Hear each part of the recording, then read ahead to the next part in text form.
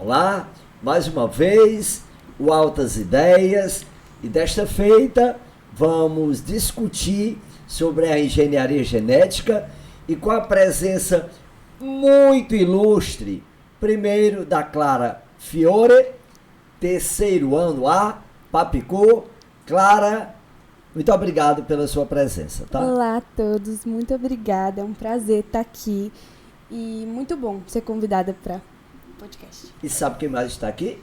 O aluno Gustavo André, terceiro ano, avançado, Papicu. Gustavo, mais uma vez, para você também, muito obrigado. Olá, muito obrigado pelo convite, é um prazer estar aqui com vocês dois. Muito bem. Eu vou fazer uma introdução ao nosso tema.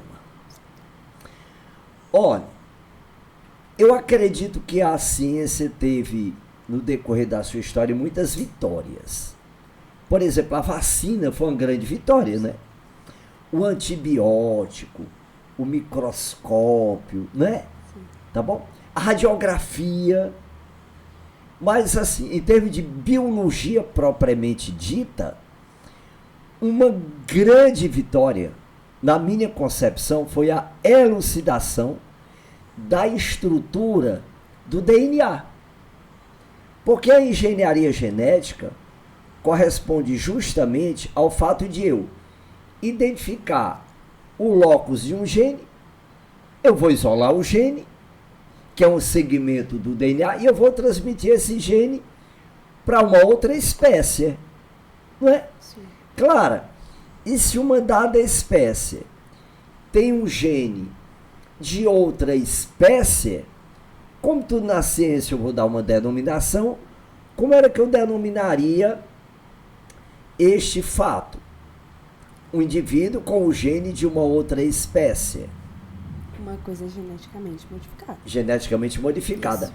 Então, o transgênico é um organismo Sim. geneticamente Isso modificado. Isso mesmo, os alimentos transgênicos são geneticamente modificados, derivados de plantas e sementes, e foi um grande avanço. Foi uma real inovação, assim, para a tecnologia, para a engenharia genética.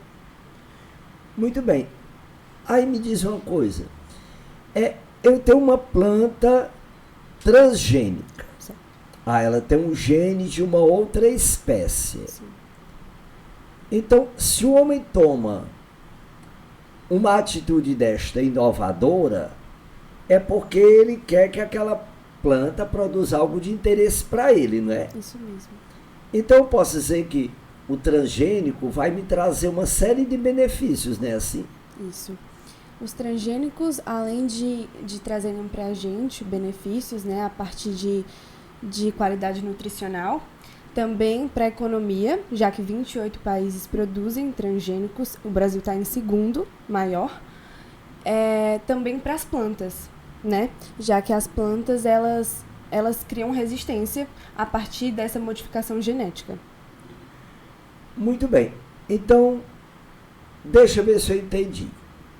Ora, na bioquímica, quando nós vamos definir um aminoácido, nós podemos dizer que é um monômero e a ligação peptídica entre eles vai formar uma proteína, né? Mas eu posso ter, por exemplo, o aminoácido natural, é aquele que na bioquímica, quando o organismo produz naturalmente. Sim. Mas tem um aminoácido essencial que o indivíduo não produz. Certo. Ele tem que obter pela dieta dele. Isso. Então, essa qualidade nutricional que você se refere pode ser relacionada à qualidade proteica do alimento, né? Isso mesmo. Né? Então, isso já vai, Gustavo, melhorar a qualidade de vida humana. Né? Uma vez que o alimento vai nos fornecer a base, né? Para que tenhamos as funções orgânicas funcionando de maneira adequada, não é? Eu acho que um ponto muito importante a ser abordado é o famoso arroz dourado, né? Que foi Sim. um arroz geneticamente modificado para que ele tenha o beta-caroteno, que no nosso organismo vai originar a vitamina A, porque como o arroz ele é uma comida que é principal fonte de alimento em muitos países, na Ásia, por exemplo, e de relativo fácil acesso às populações mais pobres, é viável prevenir que a gente tenha algumas quantidades de vitaminas que possam evitar possíveis doenças como a xeroftalmia, né? e a cegueira noturna. Isso. Muito Até porque bem. o arroz é um dos alimentos mais consumidos na dieta, principalmente de crianças e pessoas mais carentes. Então é isso que o Gustavo está querendo dizer, entendeu? Que essa ideia, essa inovação foi essencial para a saúde das crianças e da vitamina A, em questão da vitamina A. Eu vi fotos de bananas azuis e douradas e vermelhas e morango azul. Quer dizer, mas na realidade não é bem para dar beleza ao produto, né? Mas sim o objetivo maior também não é uma especiação, também não é a formação de uma nova espécie, mas uma qualidade nutricional, né? Algo que seja benéfico à saúde do homem, né? Isso. E em relação à planta que você falou, eu diria assim, um filo como o filo artrópoda. Ora, eu posso somar a biodiversidade de todos os demais filos, o filo artrópoda tem uma biodiversidade muito maior do que todos os outros demais filos de espécies viventes. Então, por exemplo, a classe insecta, classificada tradicionalmente, ou filohexápoda, também é uma classificação para inseto, a biodiversidade é muito grande. Sim. E a grande maioria de consumidor primário, de herbívoro. Sim. Então aquela plantação que vai gerar o alimento para o homem, como a Clara falou muito bem em relação à economia, é fundamental que ela seja resistente Sim. àquela praga. É. Não é? Porque aí você já economiza, evita a perda daquele alimento, não é assim? Isso. Também tem uma coisa que é o fato deles criarem alimentos mais resistentes ao próprio ambiente. Tem uma maçã que eles criaram que depois do corte ela fica mais resistente ao ambiente, então ela dura mais tempo, até para reduzir o desperdício de alimento. Muito bem. Então, esse pseudofruto, né, como é o caso da maçã, ela pode ficar até, por exemplo, mais resistente à ação do fungo, Isso. né, que às vezes a gente vê muito comumente a maçã com fungo no seu interior, né? Isso. Muito bem. Mas, Clara, eu estive pensando agora no detalhe. Se eu for criando maior resistência às plantas naturais, aquelas selvagens, Sim. que surgiram naturalmente naquele dado ecossistema, elas vão sendo eliminadas naturalmente, não é não? Isso mesmo. Então isso também já é um lado negativo da transgenia, não é? Sim. Porque eu vou diminuir a biodiversidade, não é assim? Acontece com o caso do escape gênico, né? Que as plantas, a partir de um cruzamento, de uma polinização cruzada com as plantas naturais, as plantas mais resistentes com as plantas naturais, ocorre a eliminação das plantas naturais, porque as resistentes ficam no ambiente por mais tempo, mais fortes, mais resistentes às pragas, e aí acaba, como é que fala? Eliminando elas do ambiente, deficiendo na biodiversidade da planta. Muito bem, deixa eu ver se eu entendi. Gustavo, quando a gente vai ver na botânica aquele cladograma, né, da evolução do reino vegetal, a gente vê que depois da briófita, vem a pteridófita, vem a gimnosperma, vem a angiosperma. A flor propriamente dita, ela normalmente é um grande atrativo, porque tem uma corola, tem um conjunto de pétalas coloridas, com aroma, é um grande atrativo, não é? Isso. Então, na entomofilia, no transporte do pólen pelo inseto, na ornitofilia, que é pela ave, eu lembro que o pólen é transferido da antera de uma flor, por exemplo, para o estigma de outra flor. Isso é uma polinização cruzada. Eu vou aumentar muito a variabilidade genética, não é assim? Mas esse gene da resistência, ele acaba sendo transferido de uma planta para outra.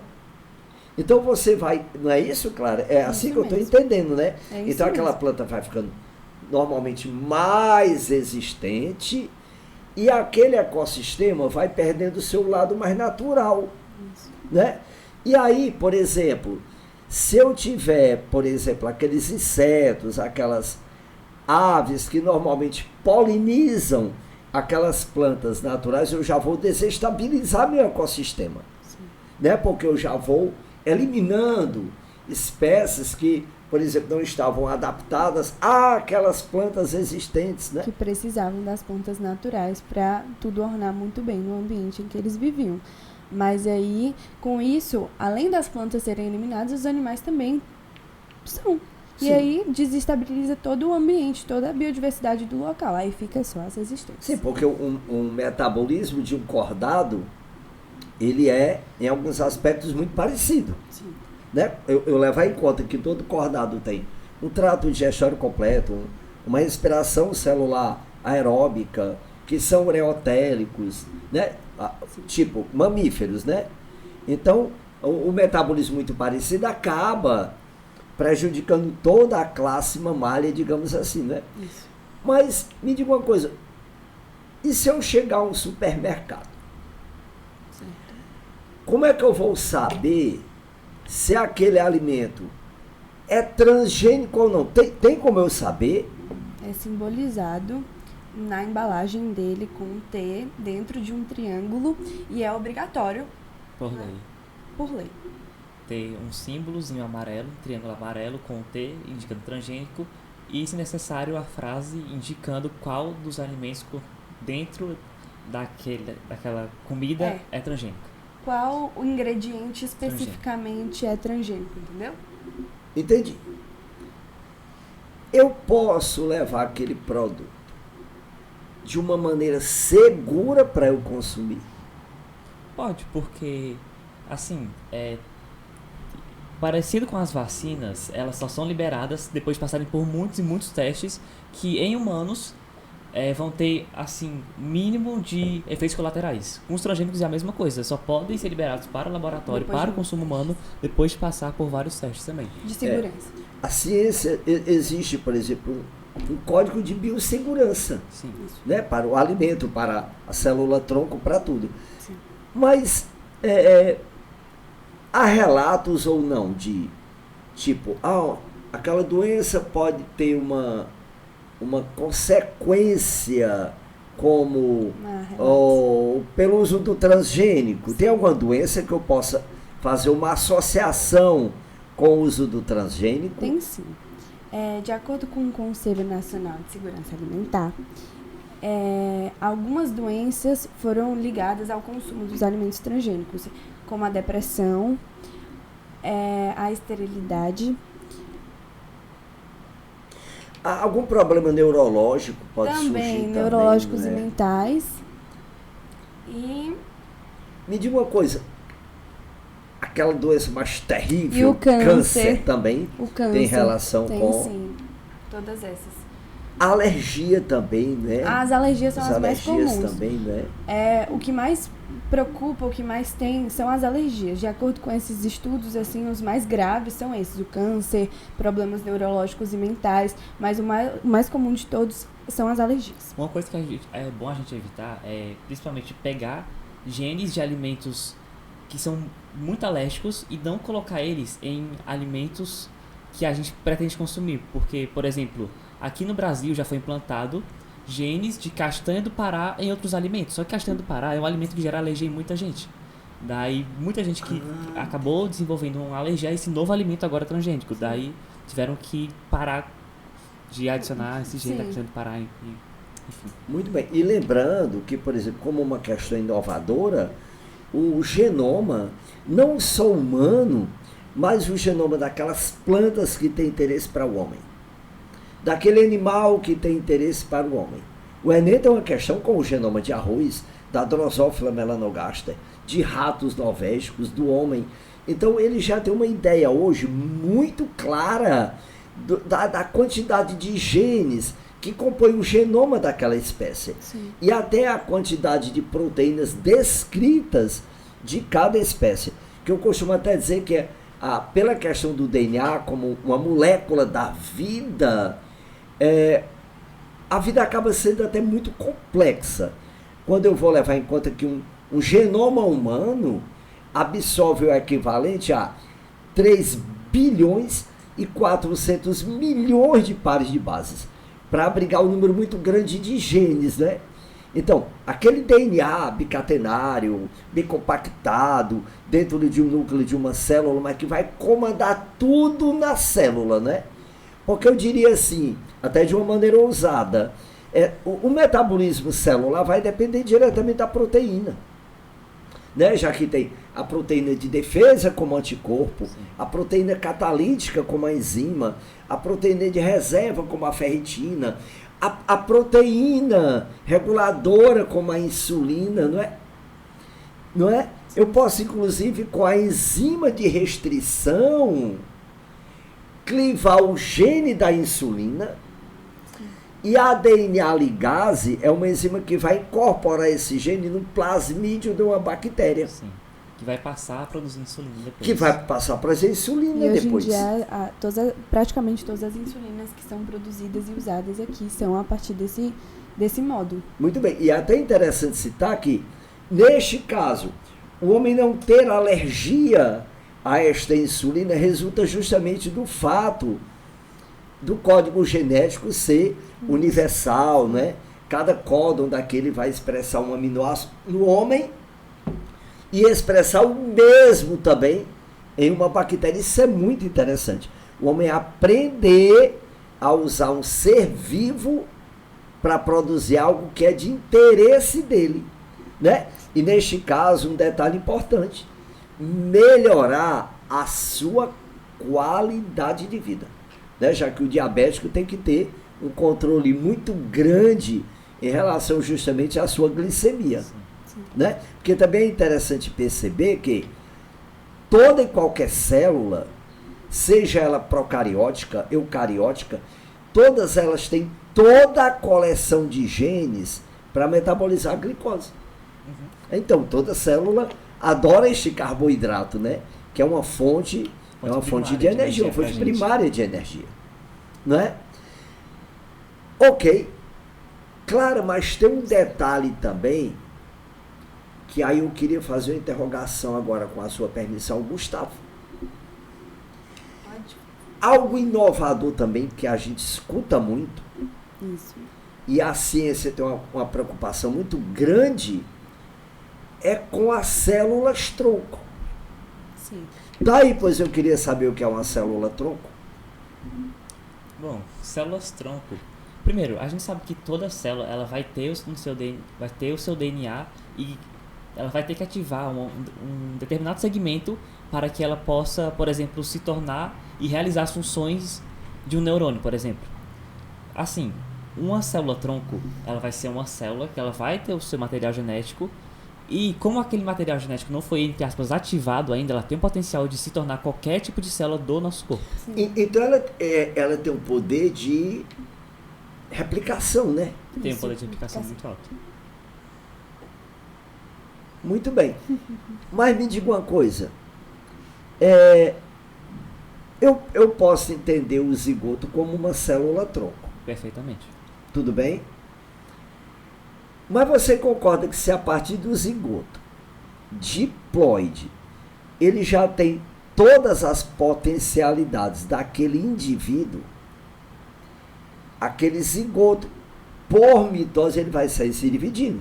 Vai. Sim. Por consequência, gerar um embrião. Por consequência, ele vai gerar um embrião. Que por consequência vai gerar um feto.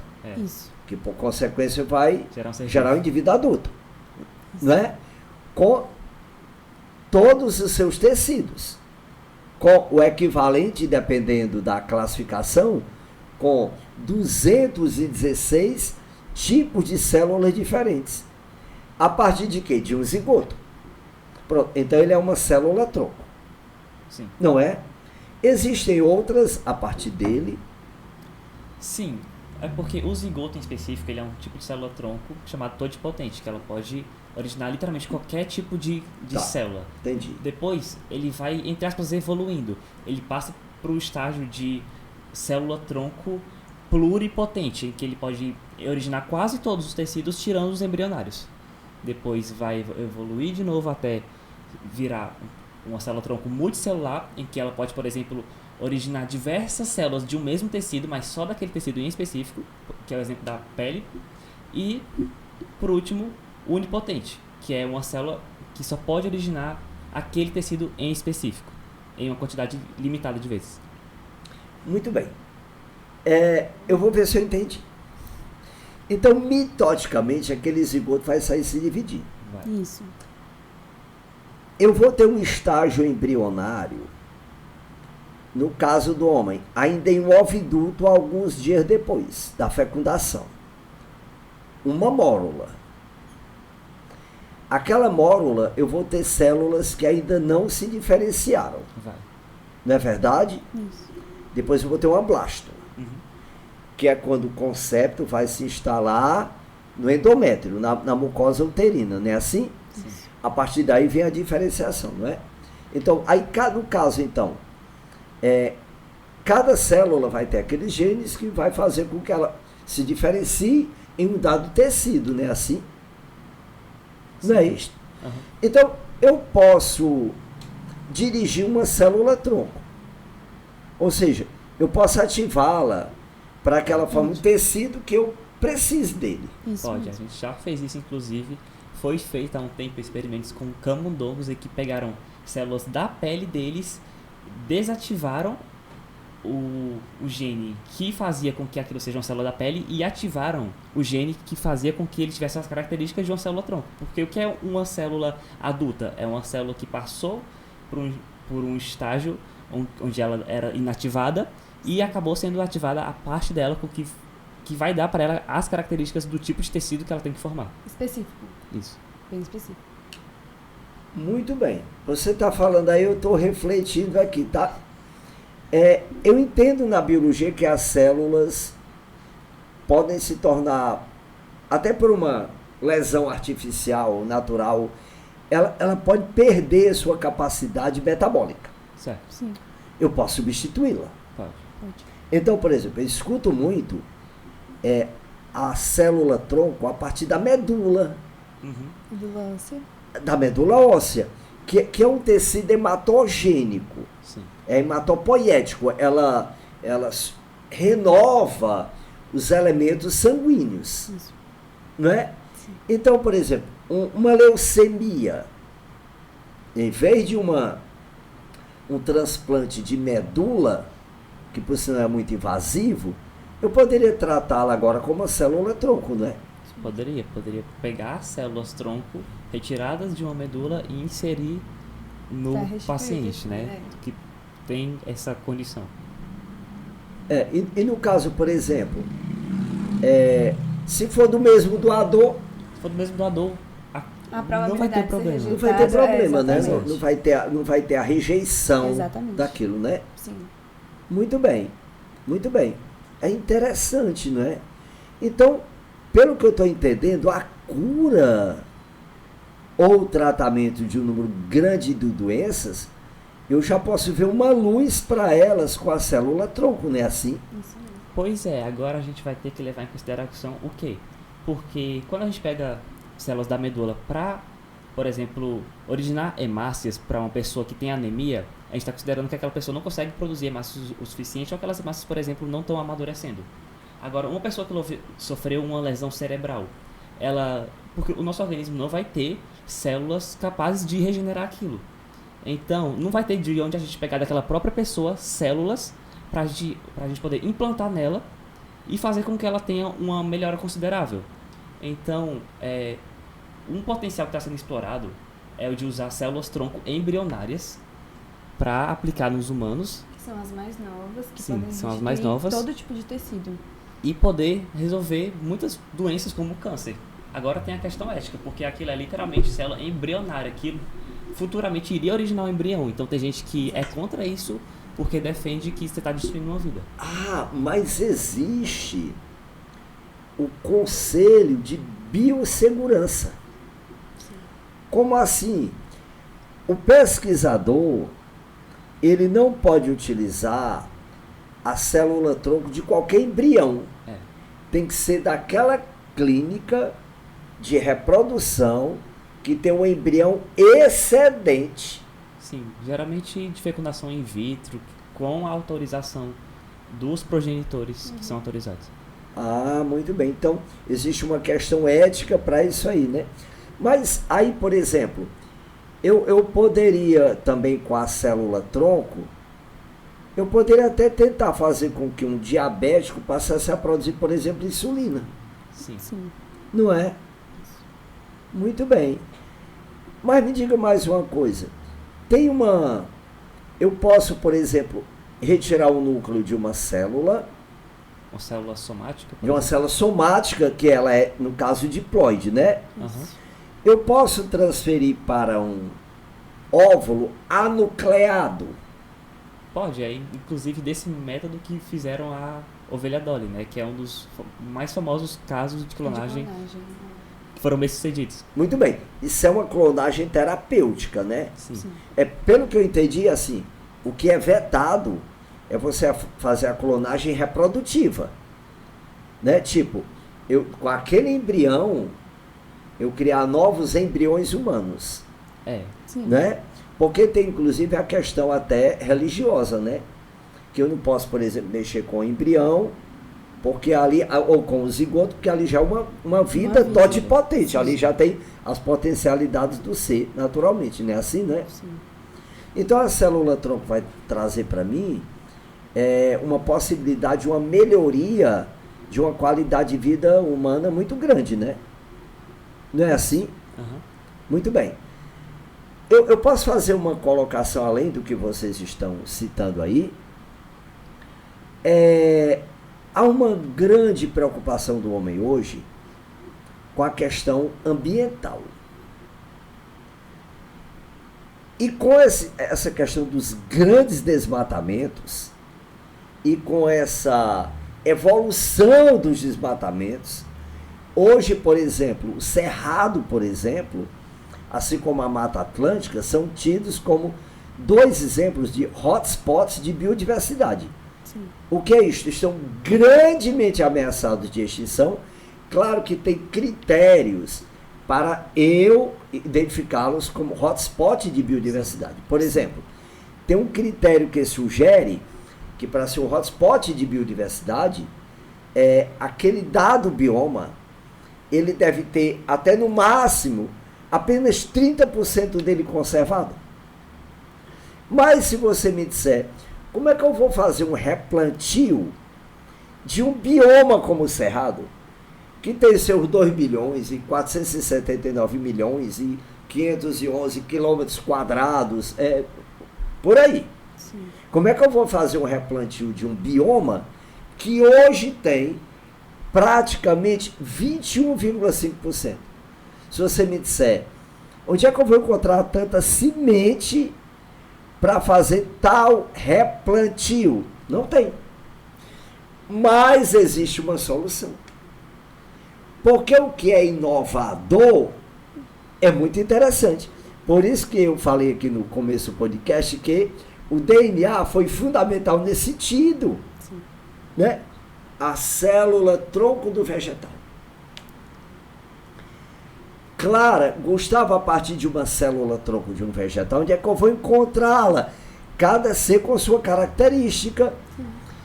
O vegetal, como uma adaptação ao seu autotrofismo, ele cresce primeiro longitudinalmente. Sim.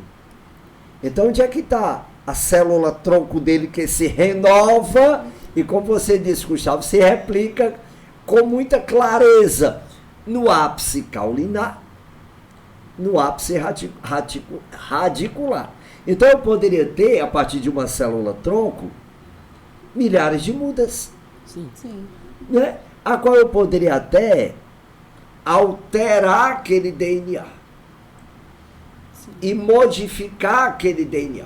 Faz sentido, porque se a gente pegar, por exemplo, uma planta que está em extinção e pegar uma célula-tronco dela, não adianta só colocar um monte em vários lugares para que ela, em teoria, dê origem a outras plantas, porque elas vão ser todas geneticamente iguais. Então, se vier, por exemplo, uma praga que ataca essa planta, todas elas vão morrer por consequência. Sim. Então, é justamente bom a gente fazer essa troca genética, meio que forçar um crossing over para a gente ter variedade genética dessa espécie.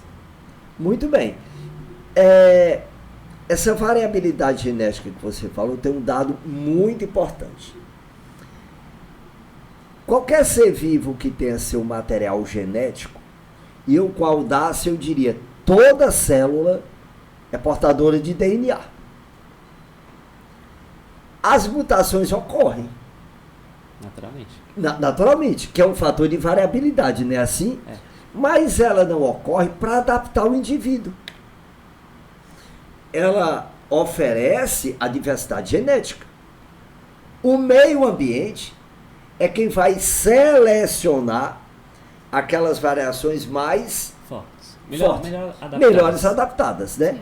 É porque também normalmente, segundo Darwin, o melhor adaptado não é seguramente o mais forte, né? Mas aquele que utiliza melhor aqueles recursos, né? Assim. Então, na transgenia que a Clara falou,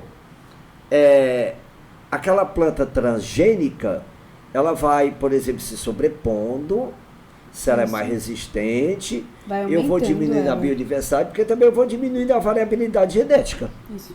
Né? E eu não vou estudar a evolução com base em uma planta daquela dada espécie, ou um animal daquela dada espécie. Não. Eu tenho que estudar aquela evolução da espécie como um todo. Né? Aí quanto maior esta variabilidade, que é uma diferença anatômica, morfológica, etológica, que é comportamental, aí o ambiente vai selecionar quem vai produzir maior número de descendentes. Não é assim? Isso. Então o vegetal também tem sua célula-tronco também. Como o vegetal também tem câncer. Às vezes aquele tumor que você vê naquele caule, aquilo ali é um câncer. Né? Que no caso do que a Clara falou, é uma doença genética. Né? Tanto na planta como também no animal. Porque existe um gene que vai controlar aquelas mitoses. Aquele gene que sofreu uma alteração e perdeu controle de divisão celular, acaba formando um tumor.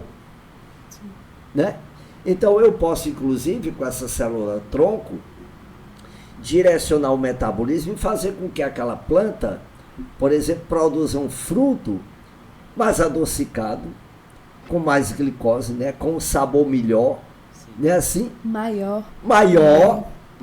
Tem um gene, como a gente vê na herança quantitativa, para o peso do animal, como também para o peso do fruto, né? Assim? Sim. Né? Muito bem. Então eu poderia ter coleções de células-tronco e melhorar muito, por exemplo, a qualidade de vida, né? Isso. Eu só não posso mexer, né, Gustavo, pelo que eu entendi, com o embrião, com o botão vegetativo do embrião. Isso. Mas é uma pesquisa interessante, né? Não com célula-tronco. Então o homem está encontrando soluções para muitos problemas dele, né? Assim, né? Isso. E eu achei interessante você ter falado que existe até uma relação entre a transgenia e até a depressão. Né? Para você ver como o alimento tem uma relação muito direta com as funções mentais, né? Porque o neurônio também vai precisar, portanto, de muita energia. A célula-tronco, Gustavo, já que o neurônio tem aquele que é de difícil regeneração, a célula-tronco pode ser uma solução para a reconstituição, né, daquele tecido nervoso, né? Sim, tanto de lesões assim, de células que a gente quase não tem célula-tronco para substituir como neurônio, como um grande problema que a gente tem hoje, que é o câncer, que elas podem ser as células-tronco podem ser tanto usadas para reparar tecidos que foram danificados pela doença, quanto para originar novos tecidos que foram tomadas por células defeituosas, criar uma nova camada de células funcionais.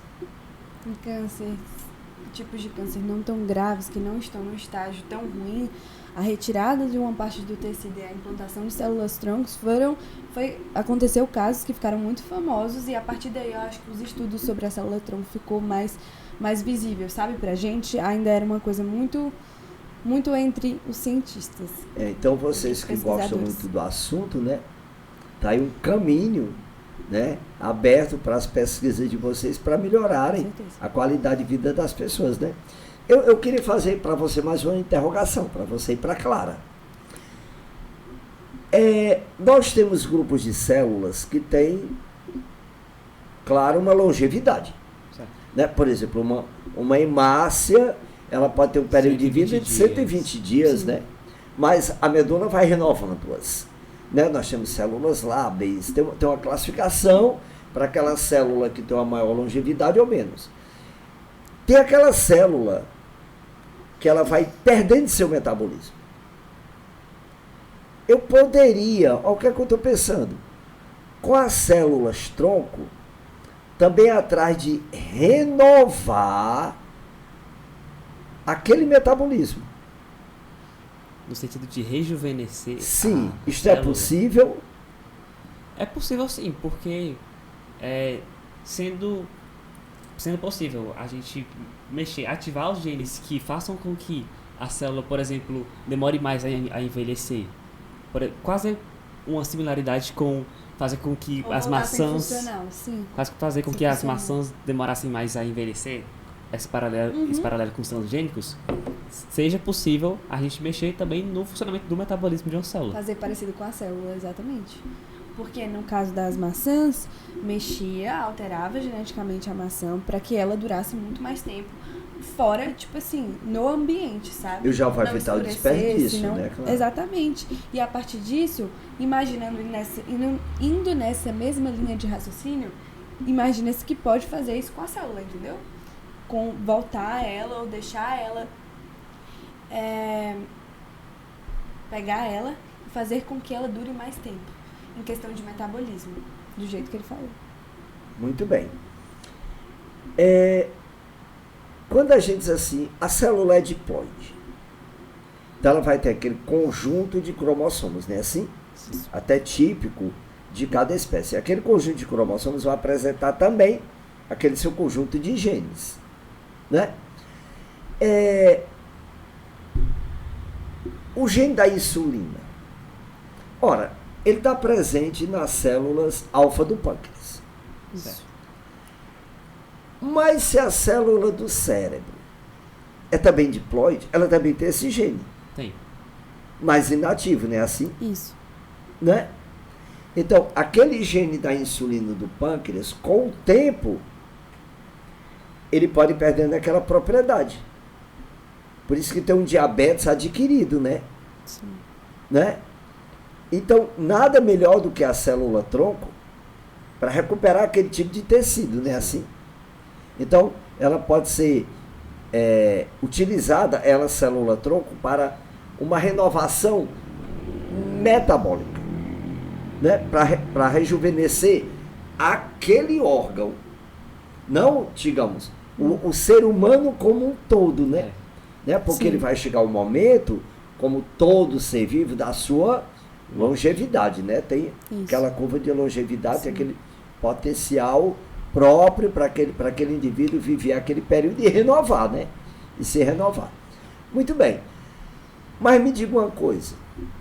Eu posso, diante do genoma humano, identificar aquela sequência de bases todinha do genoma humano. Pode. Identificar os genes daquele indivíduo. Sim. Tudo bem? Mas eu posso, por exemplo, unir fragmentos de DNA de uma espécie com fragmentos de DNA de uma outra espécie. Pode. Aí eu já vou ter um gene que na natureza não existia. Sim. Qual a sua opinião sobre isso, Gustavo? Assim, é uma questão ética, mas a gente já usa isso e usa pro bem. Porque a gente, para produzir insulina, a gente pega o nosso próprio gene que codifica a insulina, adiciona ela no capsídeo bacteriano para que a bactéria possa produzir insulina. E isso é justamente você pegar a gene de uma espécie e colocar em outra. E a gente está usando isso de uma maneira que é benéfica. Teoricamente não está prejudicando nada nem ninguém. Está ajudando. A intenção é boa, a intenção é de evoluir, a intenção é de fazer com que a gente consiga trazer a tecnologia, a engenharia genética ao nosso favor, né? Sempre. Tá, mas é interessante também que aquele transgênico passe por um controle, Claro, não, né, isso para sempre. que a população não possa Sim. usar de De maneira, forma errada, sim. né, de forma errada, né? Assim, né? Isso. Mas deixa eu dizer uma coisa que eu acho interessante e também inovador. Bactérias podem se reproduzir por uma conjugação, Uhum. há uma troca de material genético. Elas vão aumentar a variabilidade delas. Sim. Não é? É uma questão adaptativa fundamental para esse procarionte. Ela pode sofrer uma transformação, ela pode até absorver um gene para a resistência a um antibiótico do homem, Sim. Sim. naturalmente. Na transdução, um vírus transmite um gene de uma bactéria para outra. Ok? Eu poderia até usar agora este vírus, assim como a célula-tronco também é uma possibilidade de melhoria da qualidade de vida, eu posso usar agora também este vírus a terapia gênica. Ou seja, eu retirar um gene anormal para uma doença e colocar um gene normal. Para isso tem um detalhe. Aí lá vem a história do DNA como muito inovador e que veio a causar esta grande revolução, que foi, no caso, a engenharia genética. O homem, a partir de 1953, começaram a ter uma ideia muito clara de como é que o DNA se replica. Porque a replicação do DNA, ele é muito interessante. Para você ter uma ideia, em termos de cálculo matemático, se aplica uma derivada definida para você ter ideia do tamanho do comprimento do DNA, do tempo que ele vai se replicar e como ele vai se replicar e a área que ele vai se replicar. Porque eu posso usar integral até para identificar a quantidade de pessoas que contraíram uma dada pandemia. E a replicação do DNA, ela é uma função ondulatória. Né? E como ela é antiparalela, tem um segmento 5 linhas, 3 linhas, o outro é o 3 linhas, 5 linhas. Dizemos que, como o DNA comanda a vida celular, o sentido da vida é o sentido 5 linhas e 3 linhas. Sim. Então, em tudo que nós estamos conversando aqui, de todas as enzimas que participam da replicação do DNA, eu diria que uma teve um papel fundamental. Primeiro a enzima de restrição, né? Que é aquela que vai cortar o DNA em um palíndromo, em uma sequência de bases bem específica. Não é? E a DNA ligase, não é assim? Porque a DNA ligase, ela já vai unir aquele segmento de DNA em um segmento de uma outra espécie, né? Isso aí já é um transgene. Tem até um termo inovador e atual, Clara. Agora é o transgene, aquele gene exógeno naquela espécie. Agora um detalhe eu queria citar aqui também. A questão do alimento que vocês falaram bem, o tomate, por exemplo, é um fruto que amadurece muito rapidamente. Sim. E que contrai fungo também muito rapidamente. E o desperdício de alimento para uma população humana que cresce muito rapidamente e que é heterotrófica e que precisa ser alimentada, então devemos também evitar o desperdício do alimento. Sim. Então, por que não um tomate, como você falou da maçã mais resistente, por que não também um tomate, além de mais resistente, ele transgênico que amadurecesse mais lentamente. Então eu posso modificar o DNA dele e inserir em tomateiro. Sim. Se for o gene do amadurecimento, e se eu fizer com que aquele fruto amadureça muito lentamente, eu vou conservar mais o alimento. Sim. Não é assim? Aí, olha como é interessante para vestibular. Esse tomate é um organismo geneticamente modificado, mas não é um transgênico. Porque ele vai ter genes da mesma espécie alterado. Então, o transgênico é geneticamente modificado. Sim. Mas nem todo organismo geneticamente modificado é um transgênico. Sim. Isto tem um benefício, Clara. Ou seja, eu conservar mais aquele tomate e ele ser mais resistente. Porque eu vou evitar a magnificação trófica. O que é isto? Ora, o tomate, ele pode produzir uma toxina que fique resistente àquela praga, Gustavo. Mas aquela toxina vai chegar ao homem. Aí, mas ela mais resistente tem um benefício. Se ela é mais resistente, ela vai ficar mais duradoura. Mas me diga uma coisa. Se ela é resistente, as pragas vão ficando mais resistentes. Também. Então vou usando mais agrotóxico, não é não? Isso. Como tem a bioacumulação, o homem que está normalmente no topo das cadeias, ele vai ter um neurônio, ou os 86 bilhões de neurônios dele, afetado por aquele inseticida, digamos assim, né? Sim. Que vai, por exemplo, causar graves danos neurológicos, né? A longevidade diminui muito. Não é assim? Muito do que a gente falou, né? Do acúmulo dos agrotóxicos, das toxicidades que tem a partir dos transgênicos, né? Dos alimentos transgênicos, atingem principalmente a parte mental, trazendo danos mentais, danos neurológicos e até danos cancerígenos, no caso. Muito que são bem. um dos piores. Eu acho, assim, os tipos de doenças, os piores tipos de doenças, esses tipos. Muito Neurológicos, mentais, enfim. Então, o homem deve ter também os seus cuidados ao manipular Com certeza. o DNA, né? Assim, né? Agora, também é interessante perceber que com a transgenia, com a célula-tronco, também o homem não interessa, com esse tipo de procedimento, ter novas espécies, né? Sim. O objetivo não é esse. Muita gente me Fortalecer o que a gente pergunta, já né? tem.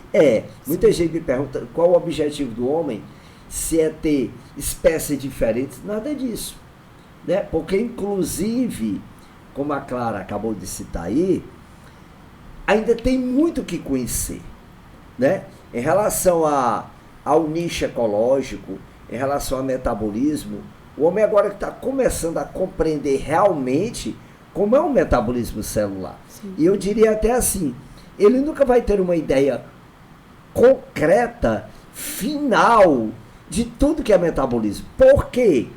Porque novas proteínas vão surgindo. Porque o DNA está sempre sofrendo suas alterações. Né? A gente lembra que esse DNA sofre alterações em todas as espécies de um pré-cambriano para cá, né? Sim. Né? De 4,8 bilhões de anos para cá. É muito tempo tendo alteração. É muito tempo.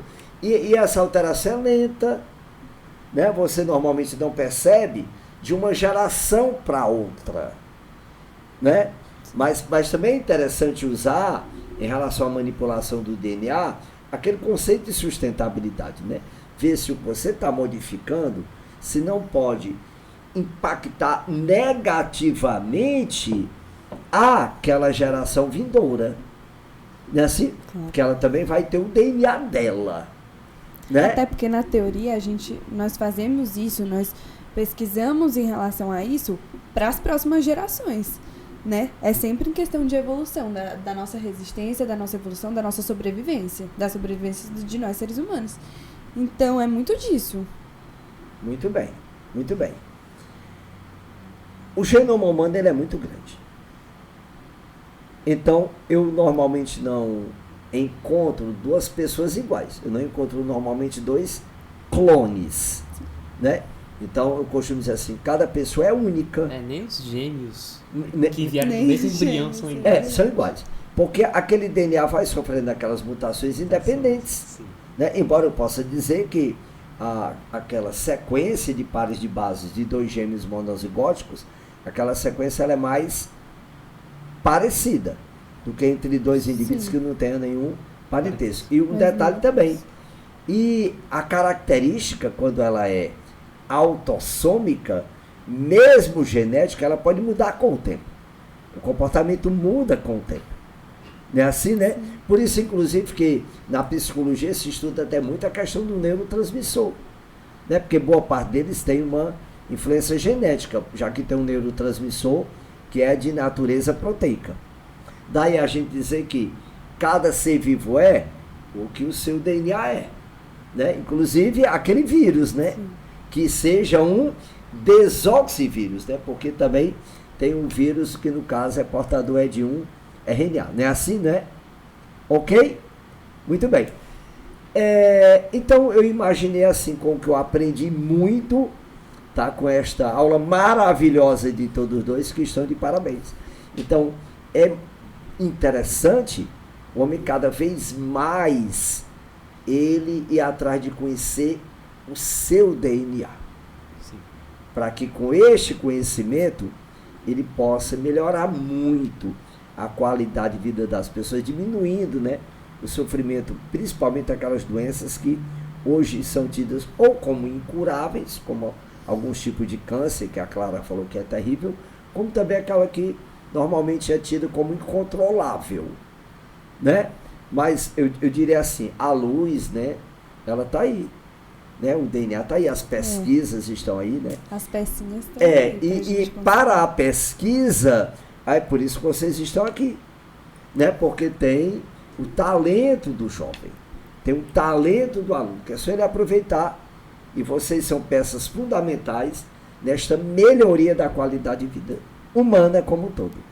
Claro, então, eu devo agradecer aqui a você, viu?